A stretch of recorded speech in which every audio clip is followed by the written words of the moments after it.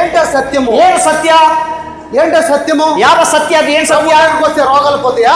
ಏಸಪ್ಪನಿಗೆ ಒಂದು ರೋಗ ಹೋಗುತ್ತಾ? అది కాదు సత్యము. ಅದಲ್ಲ సత్ಯ. నిన్ను కూడా క్రీస్తులాగా జీవించమంటున్నాడు. ನಿನ್ನನ್ನು ಕೂಡ ಕ್ರಿಸ್ತನಾಗಿ ಜೀವಿಸಬೇಕು. నేనొక్కనే కాదు క్రీస్తు. ನಾನು ಒಬ್ಬನಲ್ಲ ಕ್ರಿಸ್ತನಲ್ಲ, నువ్వు కూడా క్రీస్తువే. ನೀನು ಕ್ರಿಸ್ತನಾಗಿದ್ದೆ. నువ్వు కూడా దేవుని కుమారుడివే. ನೀನು ಕೂಡ ದೇವರ ಮಗನಾಗಿದ್ದೀಯ. నీకు నాకు ఏ భేదము లేదు. ನಿನಗೂ ನನಗೆ ಯಾವ ವ್ಯತ್ಯಾಸವಿಲ್ಲ. నీకు నాకు ఒకటే మూలము. ನಿನಗೂ ನನಗೆ ಒಂದೇ ಮೂಲ. మనమందరము ನಾವೆಲ್ಲರೂ ಕೂಡ తండ్రిలో ఉన్నాము ತಂದೆಯಲ್ಲಿದ್ದೇವೆ చెప్తున్నాడు. ಈ ತರ ಹೇಳ್ತಿದ್ದಾರೆ. మరి కానీ యేసు ప్రభు ద్వారా శక్తి ఉన్నది. ಆದರೆ ಯೇಸು ಸ್ವಾಮಿಯ ಶಕ್ತಿ ಇದೆ. మరి మన దగ్గర ఎందుకు లేదు శక్తి? ನಮ್ಮಲ್ಲಿ ಯಾಕೆ ಶಕ್ತಿ ಇಲ್ಲ? మనము ఎందుకంటే విశ్వాసము లేని వారుగా ఉన్నాము. ನಾವು ನಂಬಿಕೆ ಇಲ್ಲದವರಾಗಿದ್ದೇವೆ. యేసు ప్రభు తన శరీరము జయించాడు. ಯೇಸು ಸ್ವಾಮಿ ಶರೀರವನ್ನು ಜಯಿಸಿದ್ದಾರೆ. కానీ మనము మన శరీరాన్ని మనం జయించలేము. ನಾವು ನಮ್ಮ ಶರೀರವನ್ನು ಜಯಿಸ್ತಾ ಇಲ್ಲ. ఎందుకంటే మన బలహీనతలను బట్టి, ಯಾಕೆ? ಬಲಹೀನತೆಯಿಂದ. మన శరీరం ఏదైతే చెప్తే ಶರೀರ ಏನ್ ಹೇಳುತ್ತೋ మన మనసు దానికి ನಮ್ಮ అంగీకారం ಮನಸ್ಸು ಅದನ್ನು చేస్తుంది. ಕೇಳುತ್ತೆ.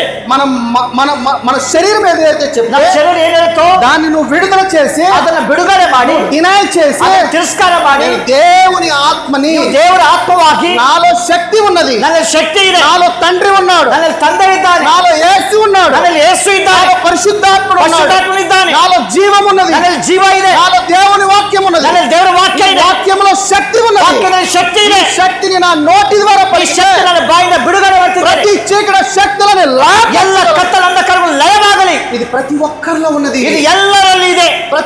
ప్రతి నాలుగు వశంలో ಪ್ರತಿ ನಾಲಿಗೆಯ ಬಳಿ జీవం ఉన్నది. ಜೀವ ಇದೆ. నువ్వు జీవం కలిగిన మాటలు మాట్లాడతావా? ಜೀವವುಳ್ಳ ವಾಕ್ಯಗಳನ್ನು ಮಾತಾಡ್ತೀಯಾ? శరీరానుసారంగా మరణము పోయే మాటలు ಶರೀರ ಪ್ರಕಾರವಾಗಿ ಮರಣಕ್ಕೆ ಹೋಗುವ ಮಾತುಗಳು ಮಾತಾಡ್ತೀಯಾ? తెలుసుకోవాలి నా సహోదరి, నా సహోదరుడా. ಈ ದಿನ ತಿಳ್ಕೊ ಸಹೋದರ ಸಹೋದರಿ. 1